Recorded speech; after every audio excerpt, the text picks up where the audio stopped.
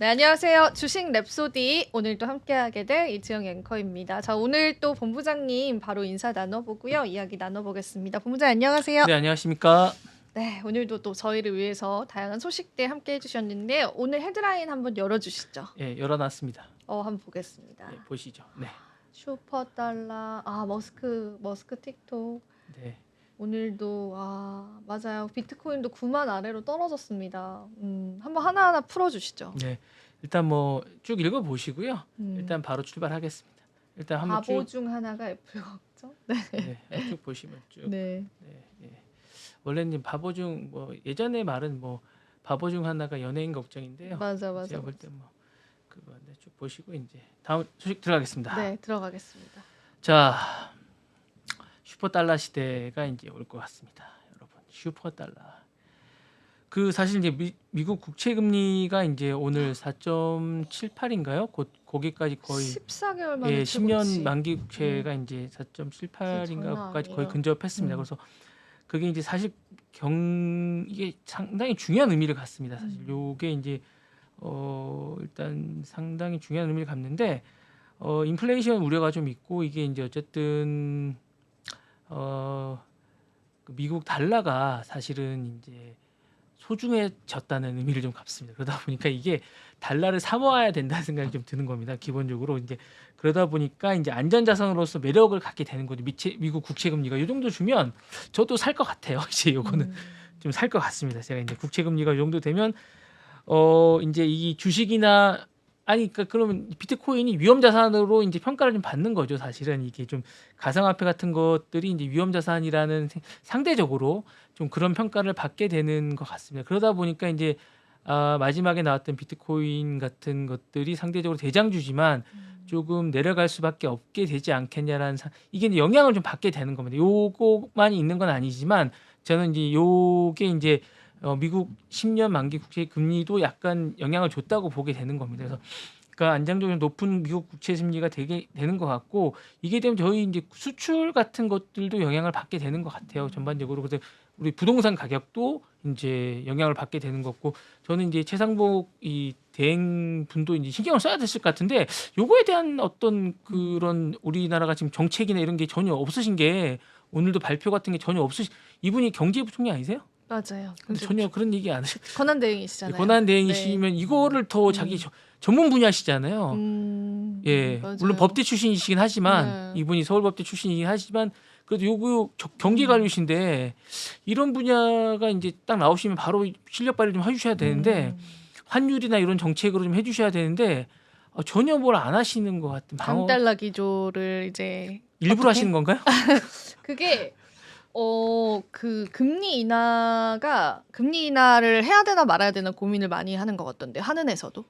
그러니까 우리나라 금리 인하, 그러니까 외국 말고 이 뭐 연결고리가 좀 있다 보니까 쉽게 이제 어떤 포지션을 취하면 이제 쉽게. 근데 이제 아쉽죠. 그러니까 왜냐하면 이제 한국 정부 측에서의 조치가 없으니까 우리는 되게 아쉬운 거죠. 아니 근데 사실은 지금 이제 뭐 선제적 조치는 안 하더라도 이게 계속 너무 이러니까 뭐 우리 수출하시거나 뭐 이렇게 뭐 산업을 하시는 분들은 몇 번 포지셔닝이 좀 있고 특히 지금은 약간 이게 되게 모멘텀이 좀 중요한 모멘텀인 것 같은데 이게 어쨌든 이게 되게 팬데믹 이후에 진짜 되게 이 정도까지는 아니었거든요. 맞아요. 사실은 그러니까 이게 뭔가를 너무 국가적으로 뭘 안 해주니까 되게 힘드신 순간인 것 같아요. 그러니까 뭐 제가 늘 말하지만 이게 개인이 상대하고 기업이 상대하기에는 너무도 힘든 시기인 것 같아요. 그러니까 국가가 뭘 해줘야 되는 우리가 지금 강달러 기조가.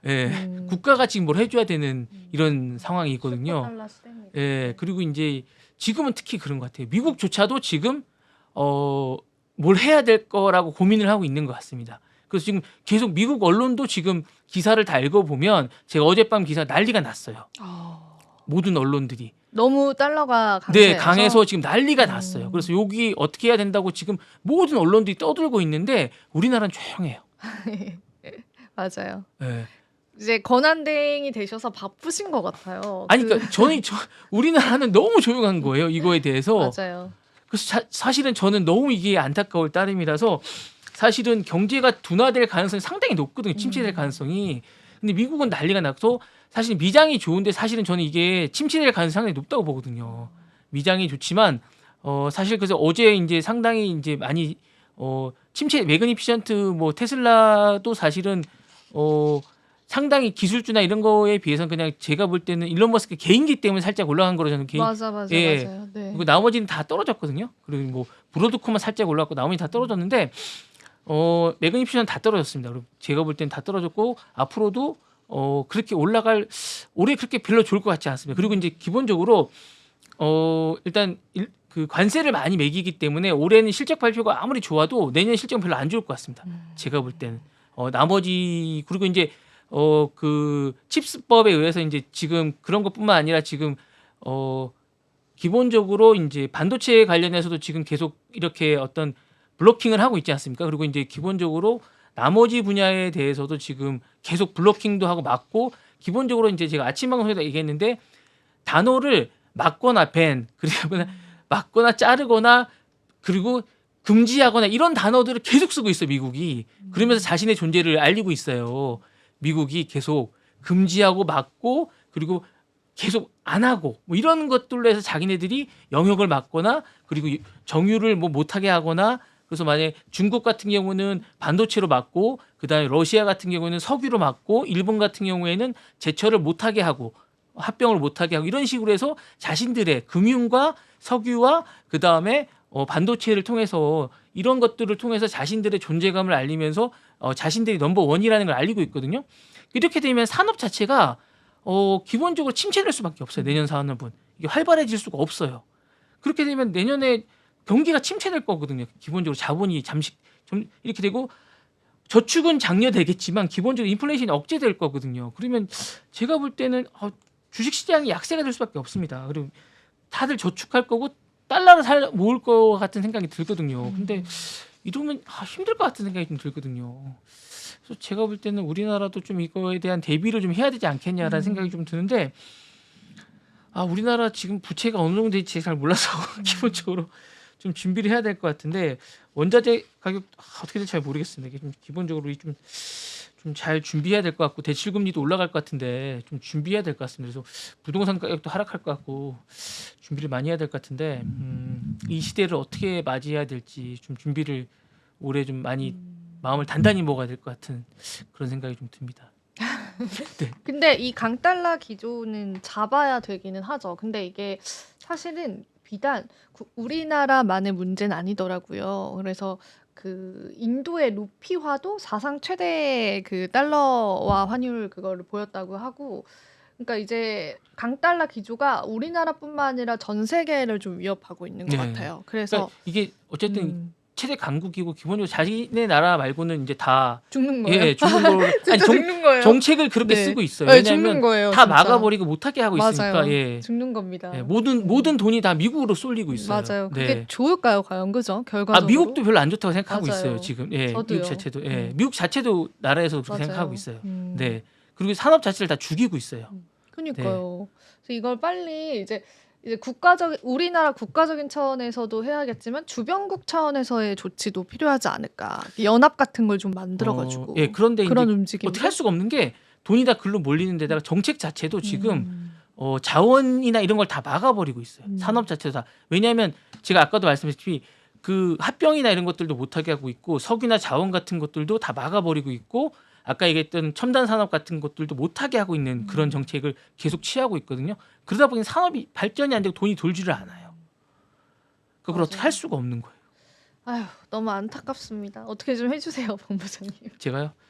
솔루션을 좀 주십시오. 아니 근데 이거를 이제 그 좀 이제 하고 나서 외교적으로 어떻게 해야 될지를 좀 풀었으면 좋겠고 규제 완화에 좀 기대를 좀 해야 될 것 같아요. 이제 일론 머스크가 규제 완화, 그러니까 그나마 이제 일론 머스크가 규제 완화를 들어가고 이제 규제 철폐를 좀 하겠다라고 얘기했으니까 그런 것 때문에 약간 이제 좀 그 테슬라가 뛰고 있는 거거든요. 기본적으로 어느 정도가 될지에 대한 고민이 조금 있습니다. 이제 그게 좀 약간 됐고 이제 어느 정도 될지 그 부분이 좀 약간 저는 이제 되지 않을까라는 생각이 조금 있습니다. 그러니까 그 부분만 좀 해결이 되면 어떨까라는 생각이 좀 드네요. 네, 알겠습니다. 제가 그 얘기를 해봤습니다. 네, 감사합니다. 네. 네, 다음 소식. 네, 다음 소식 들어볼게요. 자, 이제 스타시오에 관한 얘기를 좀 해드릴까 합니다. 이제 그 기본적으로 이제 철학적인 내용이네요, 되게. 득일까 독일까. 네, 그러니까 뭐 이익일 수도 있겠지만 이제 뭐 이게 스타 CEO가 이제 기본적으로 창업자가 이제 CEO인 경우가 많습니다. 기본적으로 이제 좀 전에 말씀드린 일론 머스크도 있고 엔비디아의 이제 이제 그 황 회장님도 계시고 오른쪽에 보시면 이제 저커버그도 있고 그리고 이제 나머지 매그니피션트 세븐은 나머지 분들은 이제 CEO가 아니십니다. 보시면 이제 뭐 구글도 그렇고 아마존도 지금 CEO는 그 창업자가 아닙니다. 나머지 브로드컴 그렇고 나머지는 다 CEO가 그런 창업자가 네. 아닙니다. 다 새로 애플도 그렇고 다 창업자들이 아니십니다. 근데 이제 나머지 세 분은 이제 그 스타 CEO가 돼서 이제 창업자분들이 기본적으로 CEO이신데 이분들 색깔이 다 강하세요. 색깔이 다 강하셔서 이분들에 따라서 회사가 휘청휘청하고 왔다 갔다 하고 주가도 왔다 갔다 합니다. 예. 근데 본인들 회사만 하면 좋은데 이분들이 온갖 간섭을 다 하고 산업 전체를 휘젓고 다니세요. 그러다 보니까 비판도 하고 그죠? 네네. 남의, 그리고 남의 그 뭐 단적인 예로 이제 이 양쪽의 두 분은 요새 양자컴을 양자컴 주가를 왔다 갔다 하세요. 우리나라 주식까지 왔다 갔다 하세요. 이분이 전 세계 양자컴의 주식을 들었다 놨다 하시는 분이에요. 두 분이 오늘 또 저커버그가 한마디 해가지고 양자컴이 완전히 그냥 작사를 내놨어요. 맞아요. 네. 근데 이제 이 두 분이 특히 두 분은 메타 이제 그 특히 이제 그 뭐지 한쪽 왼쪽 분은 스탠퍼드 한쪽 오른쪽 분은 하버드 출신이에요. 그리고 이제 기술자 출신이다 보니까 이제 약간 뭐라고 좋게 얘기하면 이제 자존감이 강하고 이제 기술자 출신이다 보니까 그런 게 강한데 되게 독선적이세요. 그러다 보니까 이제 어떤 것들에 대해서 자신의 어떤 그런 프라이드가 되게 강하세요. 그러다 보니까 그런 게 좋은데 의사결정에서 실수도 많이 하세요. 자신들이. 그러다 보니까 뭔가를 하나 실수하면 이게 회사가 휘청휘청할 수도 있어요. 예. 그런 게 좀 있습니다. 그러니까 저커버그 같은 경우도 이제 장점은 뭐냐 메타를 설립하면서 전 세계를 플랫폼을 많이 하고 여러 가지 빠른 실행력도 있고 단기적인 성과보다 장기적인 투자를 많이 합니다. 그리고 이제 기본적으로 이제 그 투자를 계속합니다. 뭐 어떤 배당을 주곤다거나 이렇게 하지 않고 투자를 계속하는 그리고 이제 기본적으로 생태계 같은 걸 많이 합니다. 그러니까 기본적으로 인스타그램을 인수하거나 왓츠앱 같은 걸 만들고 이런 것들을 아주 잘했습니다. 그리고 감각적이고 직관적인 거다보다는 데이터를 기반으로 해서 딱 합니다. 뭐 이렇게 그러니까 그 누구지 일론 머스크하고 다르면 일론 머스크 약간 감각적으로 하거든요. 약간 감각적으로 하는 게 좀 많은데 그런 걸 잘하고 위기 관리력도 좋습니다. 방향성 같은 걸 꾸준히 합니다. 그리고 이제 기본적으로 욕심을 많이 안 냅니다. 자기의 재산에 대한 욕심도 별로 없습니다. 늘 보시면 같은 옷을 계속 입는 걸로 유명하잖아요. 저커버그는 같은 옷, 회색 옷 저거를 맞아요. 같은 옷을 신경 쓰기 싫어서 계속 입거든요. 저거 많이 하는데 다만 이제 리더십 아래에서 이제 데이터 활용 같은 거 윤리적인 문제가 좀 많습니다. 그런 걸 많이 하고 그 다음에 이제 수익 창출이나 이런 것들에 대해서 이제 계속 대를 위해서 소를 희생하는 거에 대한 것들에 대한 것들은 약간 무시하는 경향이 좀 있습니다. 예, 그런 것들이 좀 있고 그 다음에 소통을 잘 안 하세요. 본인이 기술이 뛰어난 CEO로 평가지만 소통은 잘 안 하세요. 약간 본인이 그냥 하면 따라와 이런 것들이 좀 있는 것 같고요. 청문회를 한번 나온 적이 있어요. 근데 이제 기계적으로 얘기해요. 그냥 네네. 뭐 이렇게 얘기해요. 예. 예. 그리고 이제 그 기본적으로 그 지분이나 의결권의 막대한 통제권을 유지하다 보니까 의사결정을 본인 마음대로 하세요. 뭐 이렇게 마음대로 해요. 그리고 이제 수익 모델에 집착하는 경향이 좀 있어요. 어떤 걸 할 때 뭐 이렇게 뭐 이런 걸 한 게 아니라 뭐 수익 모델 이런 것들을 하고 이제 그다음에 잘못된 정보나 이런 걸 할 때 현명하게 판단하기보다는 문제 해결을 제대로 하지도 않아요. 그냥 그런 것들이 좀 있습니다. 그리고 이제 리스크 관리를 잘 못하시는 경향이 좀 있어요. 그런 부분들이 좀 있다는 단점이 있습니다. 그리고 이제 최근 들어서는 너무 그 누구죠? 그 트럼프한테 저자세로 한다는 그런 평가가 좀 있습니다. 맞아요. 네. 그런데 엔비디아는 기본적으로 여러 가지를 최근에 이제 너무 잘하다 보니까 평가가 좋아요. 너무 회사가 승승장구하고 있다 보니까 그런데 최근에 블랙웰에 대한 대처가 너무 미숙하다는 얘기를 너무 많이 듣습니다. 블랙웰이 지금 계속 늦어지고 있고 블랙엘이 발열 문제. 발열 문제가 계속 네. 생기는데 그거를 너무 임기응변적으로 대처하고 있다라고 얘기를 하고 있습니다. 정확하게 대처를 해주지 않고 그거에 대한 명확한 얘기를 해주지 않고 있다라는 평가를 좀 받고 있습니다. 그다음에 여러 가지 뭐 R&D나 이런 것들을 제대로 잘해주고 있는데 기본적으로 그런 부분에 대해서 그리고 너무 그러니까 안정성보다는 너무 기술을 발전시키는 리스크를 감수하고 너무 앞서 나가는 기술력만 강조하는 그런 경향이 좀 있다고 얘기하고 있습니다. 그리고 너무 과감하게 투자하다 보니까 재무적인 압박이 좀 있다고 합니다. 이분이. 예. 그리고 이제 독단적으로 본인이 결정을 계속 한다는 그런 경향이 있다고 합니다. 물론 그러다 보니까 멜라녹스 같은 거 인수할 때 아무 얘기도 안 듣고 본인이 독단적으로 해서 성공을 시키기도 하지만 상당히 그때 위험했다고 합니다. 당시에. 네. 그런 부분들이 좀 있다고 하고요. 너무 그리고 이제 선택과 집중해서 너무 한쪽으로만 치중하는 경향이 좀 있다고 합니다. 그러니까 한 바구니에 담지 말라고 하는 경향이 있는데 여러 바구니에 안 담다 보니까 약간 분산 투자를 할 수도 있는데 선택과 집중해서 하나만 딱 찍어서 하는 경향이 좀 있어서 약간 좀 걱정스러운 게 좀 있다고 하는 경향이 있고요. 일론 머스크는 제가 한 말씀드렸죠. 네. 예, 이분 좀 약간 리스크가 좀 있는 분입니다. 네. 그냥 항시 리스크가 있으시죠. 네, 좀 있습니다. 항시 리스크. 네. 네. 예. 근데 이제 어제 이제 좀 그 일론 머스크 때문에 네덜란드 연기금이 8,600억 원어치 주식을 팔았어요. 일론 머스크가 일론 머스크는 이제 자기 연봉을 받지 않는데 어제 주식 실현을 했어요. 수익 실현을 했어요. 그러다 보니까 그거를 하는 걸 보고 못 참아서 이제 팔았더라고요. 그래서 이제 그 부분이 이제 양날에 좀 그래서 이제 그 부분이 좀 문제가 돼서 이제 그 부분에 대한 것들을 좀 해서 그것이 잠깐 문제가 좀 됐던 적이 좀 있습니다. 그래서 그 부분에 대해서 이제 잠깐 얘기했던 것 같습니다. 네. 잠깐 그렇게 보시고 다음 소식 잠깐. 네. 이제 틱톡 얘기를 잠깐 좀 해볼게요. 이거 오늘 이것 때문에 틱톡 관련주가요. 뭐 상한가 가고 이랬어요. 갑자기. 근데 이제 뭐 결론부터 얘기를 하면 이거 유언비어예요? 팩트예요? 반은 맞고 반은 틀리다. 그래요? 반은 맞고 반은 틀려요? 왜요? 그러니까 이제 미국의 사업권을 가져갈 가능성도 있습니다. 근데 이제 기본적으로 중국의 바이트 댄스를 가져갈 가능성 이미 중국의 지금 보시면 이게 이제 지금 전체 지분 구조를 한 말씀드리겠습니다. 제가 볼 때 지분 구조를 좀 말씀드리면요. 자, 이제 이 틱톡의 전체의 사업권에 말고 틱톡 전체의 지배 구조를 말씀드릴게요. 틱톡 전체의 지배 구조는 바이트 댄스가 전체적으로 가지고 있는 회사입니다. 틱톡의 전체의 지배 구조는 틱톡의 전체의 100%는 바이트 댄스가 가지고 있습니다. 전체는. 그래서 지배 구조는 기관 투자자 60%, 공동 창업자가 있습니다. 그리고 임직원 20%에서 총 이렇게 가지고 있습니다. 그래서 100%를 가지고 있는데요.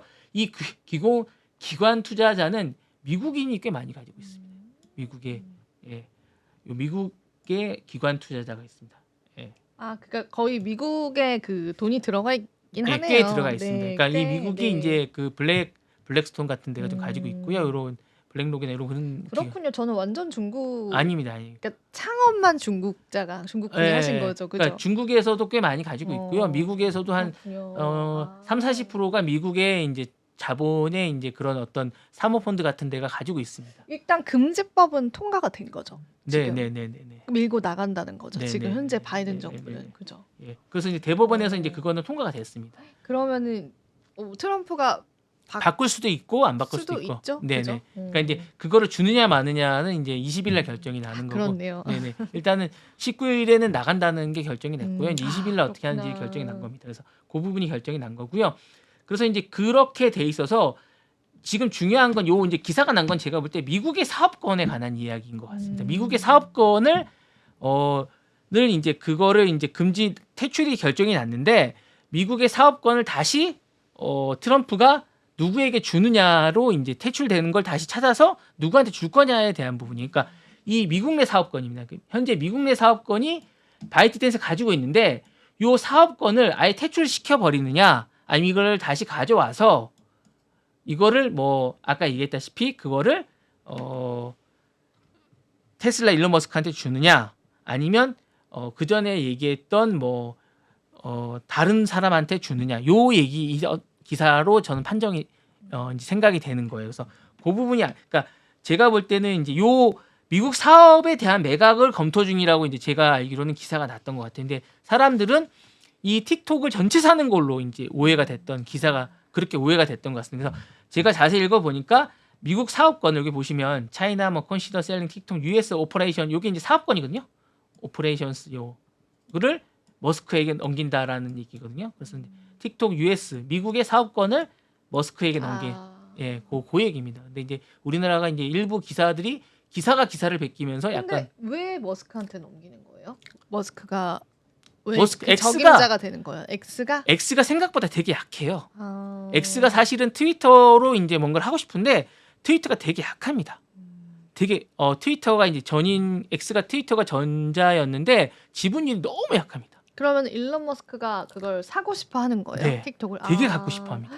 그렇겠네요. 네, 너무 약합니다. 플랫폼 외교를 하시는 분이니까 SNS 외교를 네, 하시는 SNS를 분이니까. 너무 하고 싶어 하는데 X가 생각보다 우리가 이제 뭐 맞아요. 일론 머스크가 거의 이끌어간다고 생각하고 거의 맞아요. 사용하지 않습니다. 사용 미국에서. 안 해요. 그리고 크립토 투자자들만 사용하고 그냥 일론 머스크 네, 일론 사용하고. 머스크만 사용하고 나머지 사람들은 저는 X를 쓴 사람들을 본 적이 그 없습니다. 뭘 많이 써요? 페이스북 아닌가요? 예, 페이스북 아니면 인스타그램? 인스타그램과 그렇군요. 페이스북 아니면 스냅이라고 그거를 그나마 좀 그게 씁니다. 그것도 있어요? 20대는 다 스냅을 씁니다.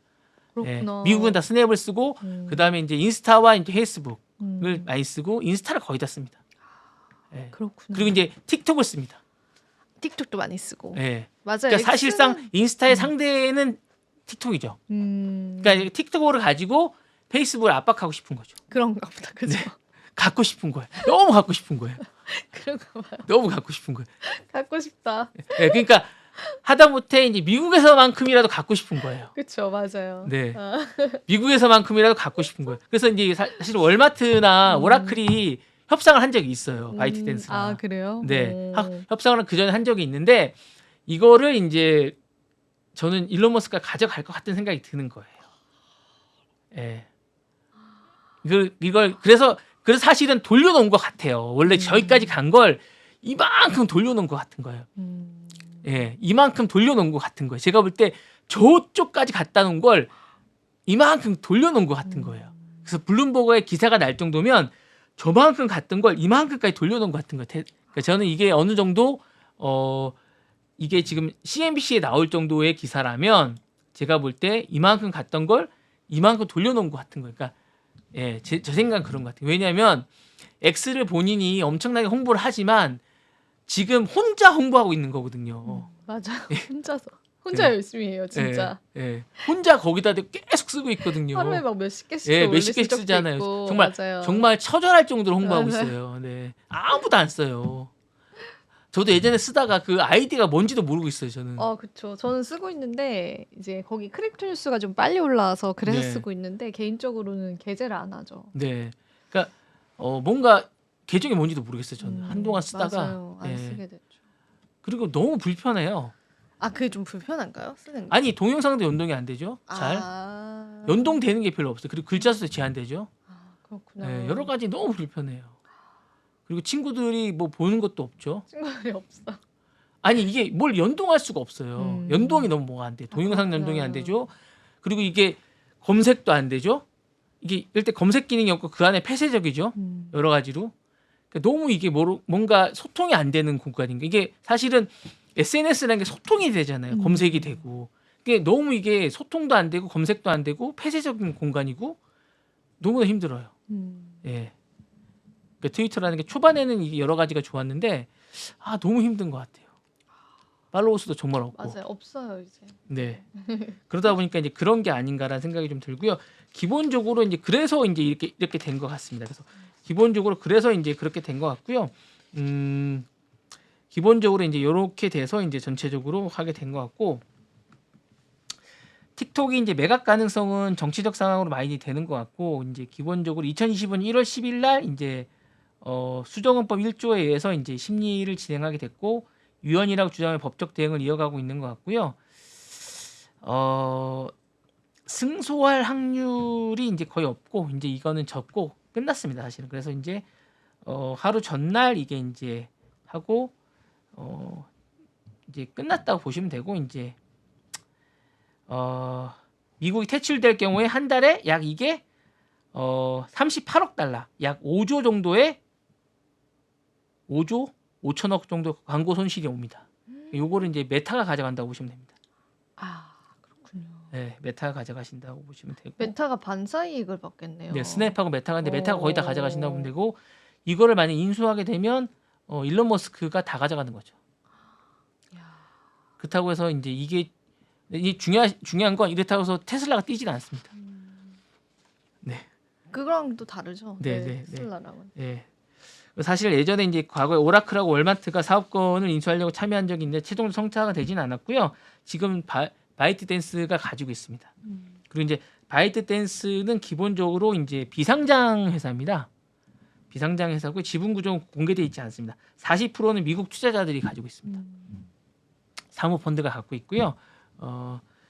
그리고 이제 2002년 4월에 주요 베이징 바이트 테크댄스가 지분을 가지고 있고 베이징시 산하의 왕토 우중원이라는 회사가 있습니다. 이 회사가 또 가지고 있고요. 이 회사가 이제 여러 가지를 또 가지고 있습니다. 그래서 이 회사가 이제 지분을 가지고 있는데 아까 얘기했듯이 이렇게 이제 요 안에 이제 40%가 미국 회사입니다. 그러니까 요 회사 자체도 바이트댄스 자체도 40%를 미국인이 이미 가지고 있습니다. 그래서 사실은 이제 일론 머스크가 미국의 사업권만 가져가는 겁니다.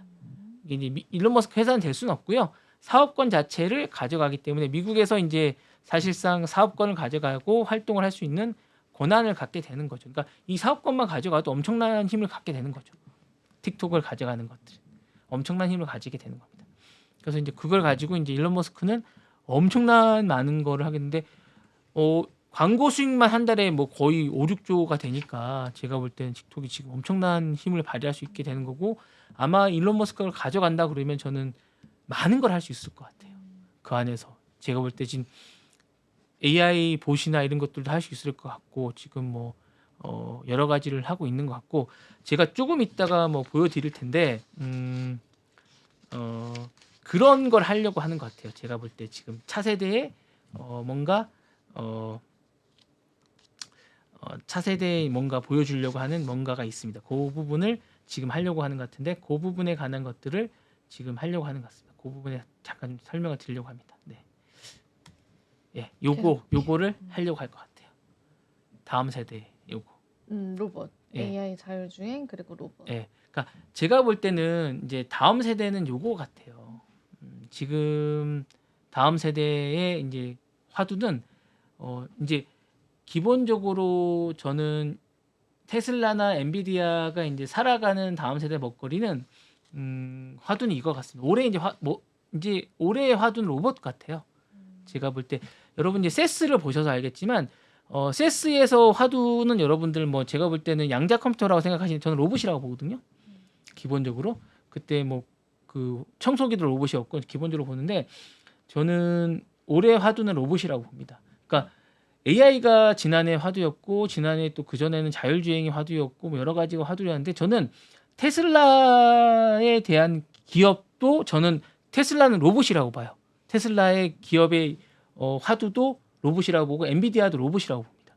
화두가 기업이 엔비디아도 지금 추구하는 게 로봇이라고 보거든요. 기본적으로 보시면 왜냐하면 일론 머스크가 이제 사이버 로보택시인데 사실 이 회사의 기본적인 개념도 점차 로봇으로 가고 있는 것 같아요.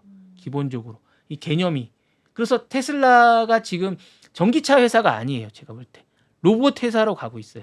잘 보시면 그래서 만약에 틱톡을 만약에 개념을 지금 만약 인수한다 그러면 이 안에 로봇이라는 로봇을 넣을 거예요.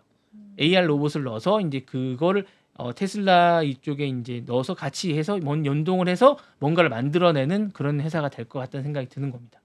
그리고 향후에는 이 로봇이 뭔가를 우리 삶에 많은 걸 주게 될 것 같다는 생각이 듭니다.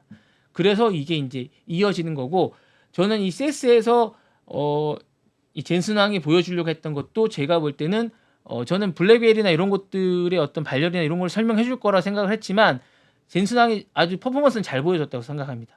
이 로봇이 미래의 지향적인 어떤 뭔가를 보여준 것 같아요. 그러니까 로봇인 것 같아요. 제가 볼 때 자율주행 이런 게 아니라 이 로봇이 우리 미래의 어떤 비전이나 이런 걸 보여준 것 같거든요. 그러니까 향후에는 많은 삶의 어떤 것들은 이 로봇이 바꿔줄 것 같습니다. 올해의 어떤 화두 그리고 엔비디아나 미래를 추구하는 어떤 그 테크노와 빅테크가 추구하는 것들은 AI를 넘어 이런 모든 걸 다 아우르는 건 이 로봇이 아닐까라는 생각이 듭니다. 그러니까 AI나 자율주행이나 이런 것을 수행하는 많은 것들은 이 로봇 안에 결정체가 있는 게 아닌가라는 생각이 듭니다. 그래서 이 로봇이 많은 것들을 해주게 되고 이 기업 자체가 추구하는 것들은 다 로봇이 아닐까. 그러니까 선두 기업들은 이런 어떤 앞서 나가는 테크노적이고 앞서 나가는 이 혁신적인 기업들은 다 로봇으로 되고 이 기업들 그래야 이제 이게 어떤 뭔가 뭐가 왔을 때 자극이 왔을 때 주가의 반영이 크게 어떤 저항이나 이런 거 안 받을 것 같은 생각이 듭니다. 그래서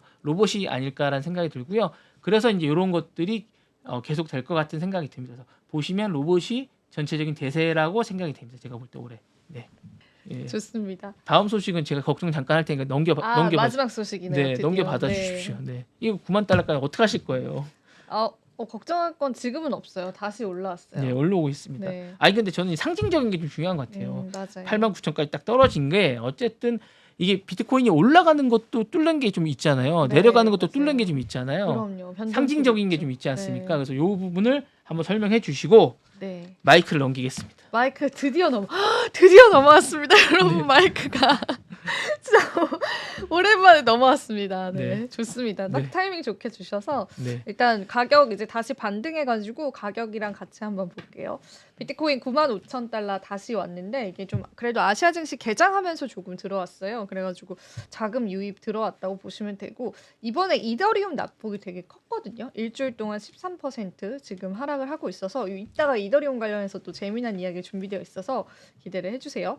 리플이 강세죠. 상대적으로 이제 테더 쪽에 관한 위협이 조금씩 계속되고 있습니다. 그러니까 테더의 시가총액이 자꾸 리플한테 밀리고 있는 거예요. 그래서 이 부분은 제가 설명을 해드렸으니까 스킵을 좀 하고 그다음에 이제 도지코인도 상승을 했고 전반적인 회복세를 나타내고 있고 이제 24시간 기준으로는 1.15%. 근데 이제 지금 비트코인뿐만 아니라 암호화폐에 관한 하락 자체는 거시경제 영향을 좀 많이 받아가더라고요. 그래서 CPI 지표 발표를 앞두고서의 뭐 그런 관망세들, 안 좋은 예상치들 계속 나오고 있는데 이제 금리가 동결이 아니라 인상론도 조금 나오는 것 같아요, 시장에서. 그래서 이제 조금 전반적인 글로벌 시장 위축을 좀 걱정하는 듯한 느낌들도 받았습니다. 오늘 헤드라인 기사들 몇 가지만 같이 살펴볼게요.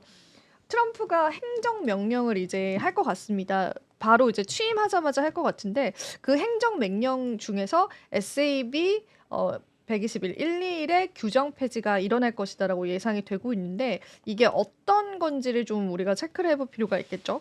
금융기관과 가상자산의 보유가 금지됐었던 법이었어요. 근데 이제 이거를 해제를 할 것으로 이제 보이기 때문에 이럴 경우에 이제 가상자산을 보유한 은행이 이를 부채로 간주하도록 요구하는 가상자산 회계 정책을 폐지할 것으로 예상이 됐는데 해당 규정이 폐지가 되면은 전통 금융기관의 가상자산 보유가 허용이 되면서 시장의 제도화가 가속화될 것으로 보인다고 합니다. 물론 지금 법인 계좌라든지 기업들은 살 수 있지만 우리가 좀 중요하게 생각하는 기관들 있잖아요. 금융기관들, 전통 금융기관들은 비트코인을 사면은 그거를 부채로 간주하도록 요구를 했습니다. 그러니까 이게 변동성이 있고 위험 자산이다라는 인식들 때문이었겠죠. 근데 이제 이 규정이 이제 행정 명령 중에 하나로 폐지 규정이 나올 것 같고 이렇게 될 경우에 이제 전통적인 금융 기관들에서의 비트코인 채택도 조금 늘어갈 것이다라고 이제 보고 있기 때문에 이 부분 어떤 행정 명령을 내릴 것인지 주목을 하고 있고 지금 트럼프 행정 명령 중에는 이제 이민 정책 행정 명령도 할 것이다라고 예상이 되고 있고요.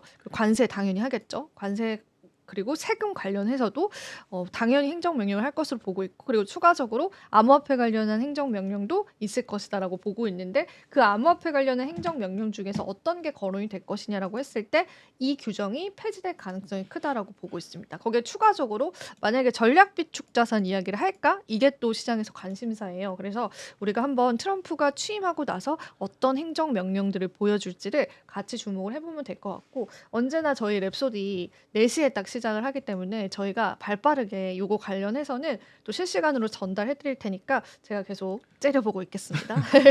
자, 그리고 자오창펑은 이제 바이낸스 거래소를 설립했던 설립자이죠. 이분께서 바이든 행정부 집권 당시에 물론 지금도 집권이시지만 엄청난 공격을 받았습니다. 바이낸스라고 하는 건 전 세계 암호화폐 거래소 중에 1등 거래소잖아요. 근데 이 바이낸스 US라고 해서 미국에서 이제 아까 틱톡 뭐 US 이런 것처럼 이제 미국에서의 이제 지사죠. 이 지사를 이제 SEC 그리고 이제 미국 법무부에서 완전 이제 철폐까지 몰고 갈 수 있을 정도로 압박을 많이 했어요. 그러니까 너네가 뭔가 재무적인 표도 맞지가 않는다 막 이러면서 그러면서 이제 이 자오창펑은 중국인인데 캐나다 혼혈이면서 이제 캐나다 국적을 가지고 계십니다. 이분을 막 소환시켜서 몇 시간 동안 조사를 하고 어떻게든 죄를 물려고 막 해서 결과적으로 자오창펑이 나 그럼 바이낸스 CEO직에서 물러날게 이런 상황이에요. 이런 상황에서 지금 이제 엄청난 전 세계 큰 거래소를 설립했던 그 설립자여서 크립토 이제 투자자분들에게는 너무나 유명 인사이시죠. 이제 그분이 이제 최근 하락에서 비트코인을 적극적으로 매수를 하라고 또 이제 X를 통해서 이야기를 했어요. 그래서 X는 이제 또 크립토 이제 투자자들 인사들이 많이 이용을 하기 때문에 제가 거기서 이제 인용구를 가지고 왔는데 비트코인 매수를 망설이지 말고 당장 행동으로 옮겨야 한다 이렇게 이야기를 했습니다. 더 일찍 사서 보유를 하거나 이 FUD 그러니까 이 두려움을 무시하고 매수했더라면 좋았을 것이라고 다들 생각을 해봤을 겁니다. 그렇기 때문에 바로 지금 매수를 해야 합니다라고 매수를 또 권장을 했어요. 그래서 이게 참 어떻게 받아들여야 되는 걸까? 시장은 또 하락을 보이고 있는데 이런 유명 인사들은 계속 이제 매수 시그널을 보내고 있어요. 그래서 이 부분에 관해서 좀 무조건적으로 따르기보다는 우리가 객관적으로 그냥 의견을 참고하는 관점에서 보시면 좋을 것 같고 그리고 또 이탈리아 최대 은행이 이제 비트코인을 매수를 했습니다. 102만 달러 상당인데 이게 이제 이게 이탈리아 금융기관이 가상자산에 투자했던 첫 번째 사례다라고 해요. 그래서 그런 부분에서 좀 의미가 있다라고 해요. 그래서 이제 어찌 보면은 이 금융기관 최대 은행에서 샀다라는 건 우리나라 쪽으로 대입을 해보면 KB금융이 비트코인을 매수한 격이잖아요. 그래서 이게 또 시장에서는 많이 호재로 받아들여지고 있는 것 같고 그리고 번외로 이제 업비트와 KB증권이 제휴를 맺었습니다. 그래서 업비트 아닙니다. 빗썸이랑. 그래서 이제 빗썸 거래를 KB금융을 통해서 실명 계좌를 인증을 하고 우리가 투자를 할 수 있게 됐어요. 그래서 어찌 보면 KB금융이 1금융권이잖아요. 근데 이제 KB금융이 그런 이제 전략적인 제휴를 맺었다라고 하는 부분들에서도 좀 굉장히 의미를 많이들 가져가시더라고요.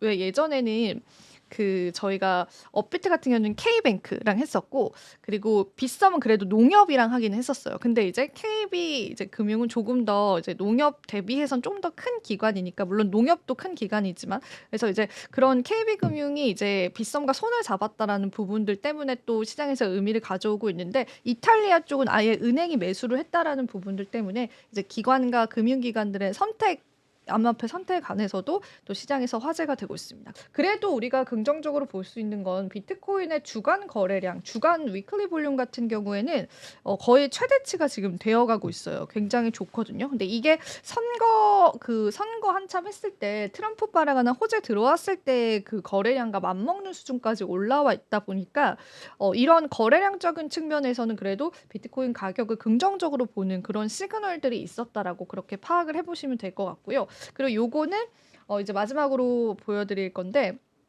일단 비트코인 반감기 사이클이 있잖아요. 근데 우리가 여기가 사이클 2, 사이클 3, 사이클 4라고 한다면은 그 사이클 시나리오대로 지금 비트코인 가격이 움직이고 있다라는 거예요. 그래서 어제도 비슷한 내용을 해드렸는데 보시면 이제 2017년도에도 상승의 기조를 보여줬다가 이런 골짜기가 형성이 됐었고 이때가 30%가량 하락을 했었대요. 그리고 2021년도에도 여기 보시면 상승했다가 요렇게 하락의 골짜기가 있었고 이게 25% 정도였다라고 해요. 그리고 지금 우리가 5년도에 또 요렇게 하락의 골짜기가 형성이 됐고 그 이후의 시나리오들 하나들 체크해 볼게요. 자, 이게 사이클 2, 사이클 3 그러면은 아직 가격은 형성 안 됐지만은 요번 사이클에서도 요만큼의 상승 사이클이 예상이 된다. 근데 이 가격대가 12만 $6,000입니다. 그래서 요 사이클상으로 봤을 때의 가격 상승이 조금 예상이 된다라고 보는 분석가가 있더라고요. 그래서 이거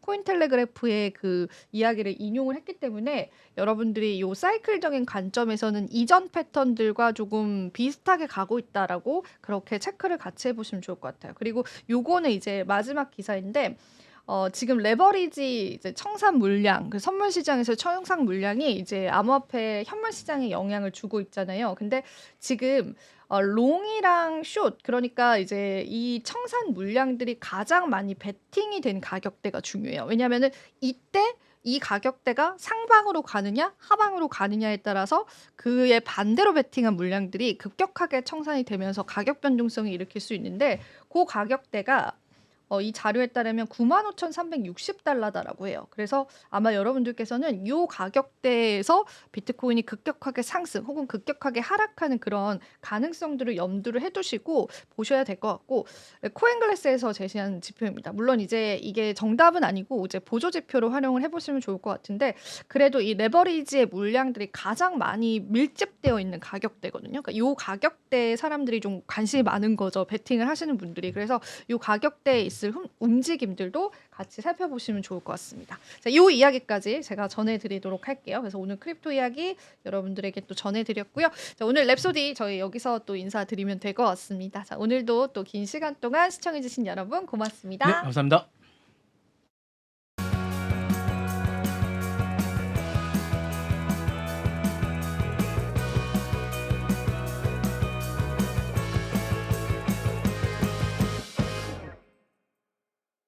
시청자 여러분 안녕하십니까? 국내외 주요 소식 전해드리는 모두의 증시 고유림입니다. 첫 번째 뉴스입니다. 마이크로스트래티지의 마이클 세일러 회장이 채권을 독이라고 강력히 비판하며 기업들에게 비트코인 구매를 촉구했습니다. 세일러 회장은 전통적인 채권 대비 비트코인 투자 전략의 우월성을 강조했는데요. 그는 지난 2020년 마이크로스트래티지가 비트코인 투자 전략을 채택한 이후 채권 수익률은 하락했지만 비트코인은 꾸준히 상승했다며 비트코인의 가치를 강조했습니다. 마이클 세일러 마이크로스트래티지 회장은 채권은 미래를 보장해주지 못한다면서 비트코인을 통해 기업 가치를 높이고 미래를 받아들여야 한다고 주장했습니다. 세일러 회장은 마이크로소프트와 엔비디아 같은 글로벌 기업들이 비트코인 투자에 나서지 않은 점을 비판하며 미래를 준비하라고 촉구했습니다. 이날 세일러 회장은 마이크로스트래티지가 2,530개의 비트코인을 추가 매수했다고 발표했습니다. 마이클 세일러 마이크로스트래티지 회장은 X를 통해 우리는 6일부터 12일 사이 평균 95,972달러에 비트코인 2,530개를 매입했으며 총 매입 금액은 약 2억 4,300만 달러라고 전했습니다. 이번 추가 매수로 마이크로스트래티지가 보유한 비트코인은 45만 개를 넘어섰으며 이는 전체 비트코인 공급량의 2%를 웃돕니다. 마이크로스트래티지는 전환사채 발행과 주식 매각 등으로 자금을 조달해 비트코인 매입을 지속하고 있습니다. 비트코인을 두고 채권 대비 미래 가치를 강조한 세일러 회장의 발언은 디지털 자산에 대한 글로벌 투자자들의 관심을 다시 한번 집중시켰습니다. 코인 시장에서 이 메시지가 어떤 반향을 일으킬지 주목됩니다.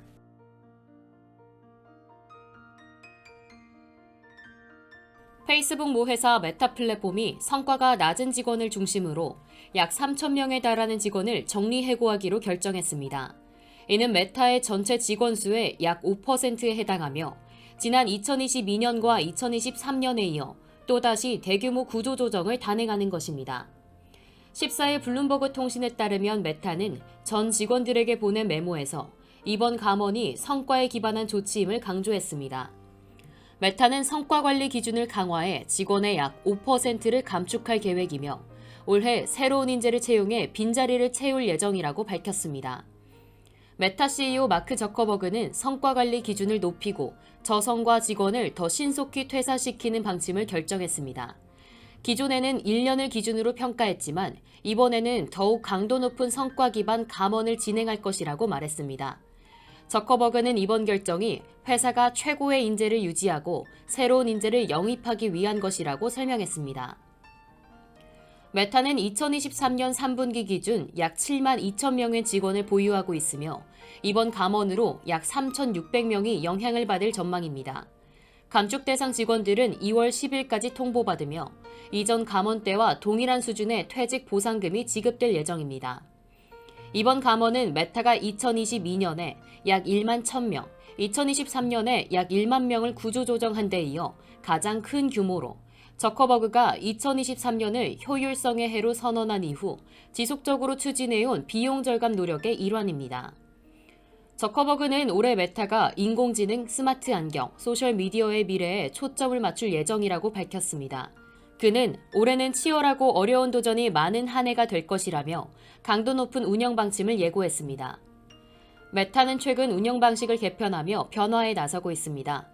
저커버그는 지난 7일 미국 내 자사 플랫폼에서 팩트체크 기능을 폐지하고 사용자들이 콘텐츠에 자유롭게 의견을 댈 수 있는 커뮤니티 노트 기능을 도입하겠다고 발표했습니다. 이는 메타가 소셜미디어의 투명성과 사용자 참여를 강화하려는 움직임으로 해석됩니다. 메타의 이번 결정은 인력 효율화를 통한 경쟁력 강화와 더불어 AI 및 차세대 기술에 대한 집중 투자를 가속화하려는 의지를 반영한 것으로 보입니다.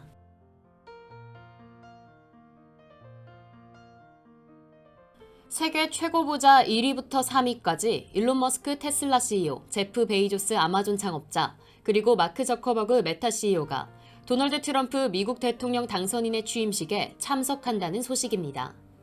오는 20일 열리는 도널드 트럼프 미국 대통령 당선인의 취임식. 이번 행사에는 세계 최고 부호로 손꼽히는 일론 머스크, 제프 베이조스, 마크 저커버그가 참석해 주요 인사들과 나란히 연단에 오를 예정입니다. MBC 방송은 정부 관계자의 말을 인용해 이들 거대 기술 기업의 경영자들이 새 정부의 내각 지명자들과 함께 눈에 띄는 자리에 배치된다고 보도했습니다. 1위 일론 머스크는 약 4,320억 달러, 2위 제프 베이조스는 2,380억 달러, 그리고 3위 마크 저커버그는 2,150억 달러로 세 사람의 자산을 합치면 약 8,850억 달러, 우리 돈으로 1,292조 5천억 원에 이릅니다. 이번 행사에 앞서 이들은 트럼프 당선인의 선거운동과 취임식 준비기금에 거액을 기부하며 화제가 되기도 했습니다. 머스크는 대선 기간 동안 2억 5천만 달러, 약 3,651억 원을 트럼프 캠프에 기부했습니다. 특히 일론 머스크는 트럼프 정부의 신설 자문기구인 정보효율부 공동수장으로 지명되며 앞으로 새로운 정부와 밀접한 협력을 이어갈 것으로 보입니다. 테슬라와 스페이스 X를 이끄는 머스크는 전기차와 우주산업, 제프 베이조스의 아마존은 AI와 드론 기술, 그리고 마크 저커버그의 메타는 AI 기기 및 서비스 개발에 주력하고 있습니다. 이들은 트럼프 정부가 이들의 기술 사업에 대한 규제를 완화해 줄 것을 기대하며 새 정부와의 협력을 통해 더 큰 성장을 모색할 계획입니다. 새로운 정부와 거대 기술 기업 간의 협력이 어떤 결과를 가져올지 앞으로의 행보가 주목됩니다.